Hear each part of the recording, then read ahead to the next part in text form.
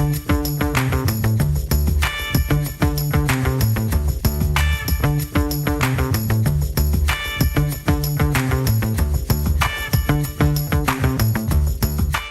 welcome back to Thinking Out Loud. I'm Joel. I'm Kayanne.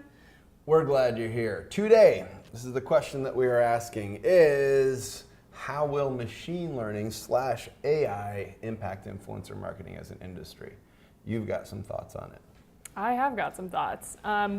We have in the past on a previous episode of Thinking Out Loud, because we know you've seen every single episode of Thinking Out Loud if you're here today. Everyone. We've talked about platforms in the industry as a concept. Generally, what we think about them, basically we think they're good for show discovery, but not particularly good at automating influencer marketing. We think it's really relationship driven, and generally that sentiment remains true when it comes to AI. However, we are really excited about what AI and machine learning and all this is going to do to influencer marketing in terms of figuring out and better predicting who's going to work well for your brand. So figuring out which shows you should work with based on pulling in a ton more data sources, data points than we currently have the capacity to do as just people, and eliminating a bit of the guesswork when it comes to picking which shows you want to work with. But what we're interested in talking a little bit about today is the startup Unity actually just raised $1 million to tackle influencer marketing using AI. Yeah. And Joel has some thoughts about that. Well, I do. All right, so Unity, this is, I want to say that the individual who is leading this up, a guy named Patrick Ip, he's a former business innovation lead at Google, so presumably a very smart guy, very accomplished guy who knows the space well. There was an article in the Huffington Post about this, and there was an interview with Patrick Ip, and if I'm mispronouncing that, my apologies to you, Patrick, where he, there's a huge focus on small business, which is good. We like the notion of influencers telling stories of small businesses rather than just these, big and dominant brands. That's fantastic. Right. There's a comment, and we've linked to the article down below if you want to read that prior to getting into the rest of it. And we're not just solely focusing on this article, but they're brought up some interesting points. One, they're claiming that they were going to be able to do an integration for the numbers that they throw out are $200 versus $25,000 that most agencies charge. So I'm curious about that. I'm curious about whether they would be able to find the number of, a scalable number of influencers who are willing to do a post. And I think a lot of this is probably Instagram focused more than it is YouTube or Snap or Facebook or other platforms. They don't say that explicitly, but I think Unity is really focusing on Instagram. And specifically, they're focusing on micro influencers and wanting to really make it easy and make it accessible for these micro influencers to do these kinds of deals. So that's where we are. I do have some thoughts. As you said, and we have covered it in a previous video, but it does bear. It's worth repeating that. In terms of any expectation that you're going to come into some kind of automated platform that has extensive AI, and it's going to handle the process soup to nuts, I think right now is a pipe dream. Right. Because we've been doing this long enough to know that there are so many factors involved, there's so many variables, there's so much that relationally needs to happen with the influencer. Because what we're always trying to find the balance between is brand has their goals, their talking points, et cetera, that they really want the influencer to focus on. The influencer, they have their own creative vision and their own authentic voice. Mm-hmm. And when brands become too overbearing, say you've got to do this, then the influencer rebels. And on the other side, the influencer, when they say, this is how I want to talk about your brand in a way that might actually be damaging to that brand, then of course the brands are going to push back. And so our job, there's always this massive role for diplomacy in the middle where we mitigate the worst instincts of the influencer as well as the worst instincts of the brand. And we find that place where those two overlap, and then that's what makes a successful integration. And so again, any hope that there's any way of automating that, I think it's overly optimistic. But that said, what I think, to your point, where this really can help is legitimately finding who are the right influencers. And I think there's an enormous promise, and this is something that we're looking into as well. We don't have massive funding to be able to do this, but nevertheless, we are plowing ahead into this because I want to know what big data can tell us about why something is successful. Because right now we always say this is more art than science. Mm-hmm. It's a gut feel of whether something's going to work, and often we've been doing this long enough that we're right far more than we're wrong. Right. But there are any number of things where it's like, I can't believe that worked, or I'm really surprised at how well that worked. I never would have guessed that this particular show or this particular integration would have been so wildly successful. Right.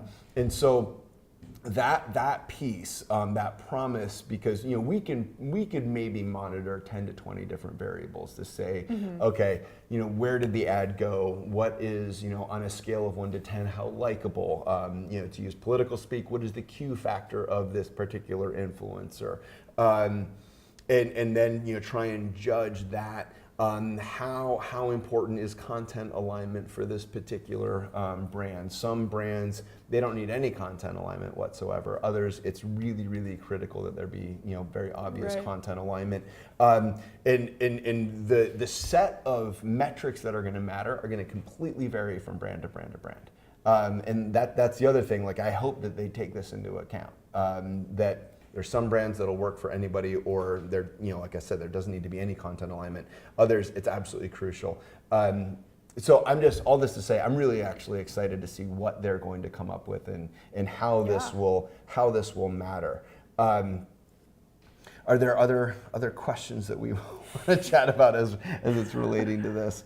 I mean, I think I could echo a lot of what you said in that I will be excited to see if they turn this into an iterative process where it's like, you run a test campaign with X number of influencers and then, see who performs and what doesn't, and then try to extrapolate from there, like, what are the things that those audiences have in common? What are the things that the actual post itself have in common with each other? And to just kind of see those across time. I think there are a lot of ways this could go very wrong, but it's also really exciting because, generally now marketing and influencer marketing it's shifting from just being, focused on demographics of like, oh, okay, this person's audience on YouTube is mostly 24 to 30-year-old males in the UK, to thinking about like, what bands do their audience like what are their political leanings,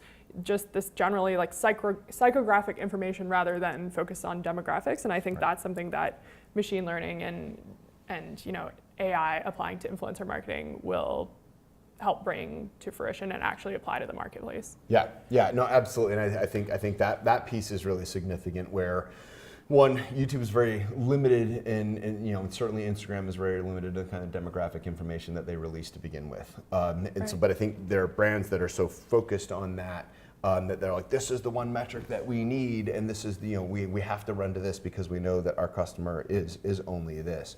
And it's not to say that it's irrelevant. It is relevant, and of course we look at that as well. But is the kind of psychographic information that is available through this, that hopefully will be available through this kind of platform, going to be far more determinative and have far more predictive value. That's the piece that I'm interested in. That's what I'm really excited about.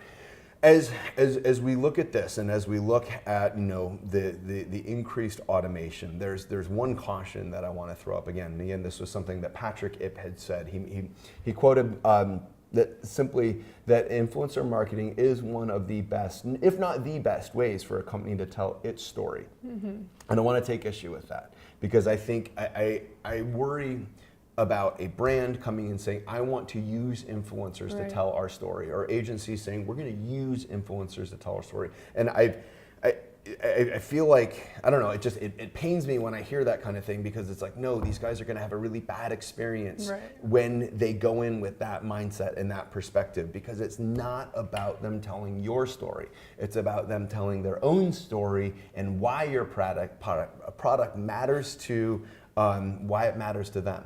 What we want out of this is an authentic, true endorsement. We don't want mouthpieces. We don't want them parroting the company line. It has to be real and it has to be authentic. And if they come in saying, this is a platform that you can tell your story through, it's not. And it's not going to be successful. You're going to have jaded viewers that see this like, oh, they're just, they're shilling for this company using their own. This is totally inauthentic. It's going to hurt. It'll hurt the creators, and you're going to have brands that are frustrated because they don't get the response out of it that they want. And there are any number of marketing channels where your voice is totally appropriate. This is not one of them. So again, my appeal to marketers who may be watching this video, don't look to them to parrot your brand voice. There are other channels that are for this. Find those that are excited about your product and that can authentically recommend it in their own voice, in their own language. That's what we're going for, because that's why influencer marketing matters. All right, is there anything else that we need to cover about this? No, I mean, in summary, AI is going to be really exciting for influencer marketing, but at the end of the day, it's always going to have to be human. It's always about the relationships. It's always about building something with an influencer, helping support them rather than, as you say, using them as a parrot. Yeah. All right. That wraps it. Thanks for stopping by here in sunny Detroit, Michigan. We will see you next time. So long.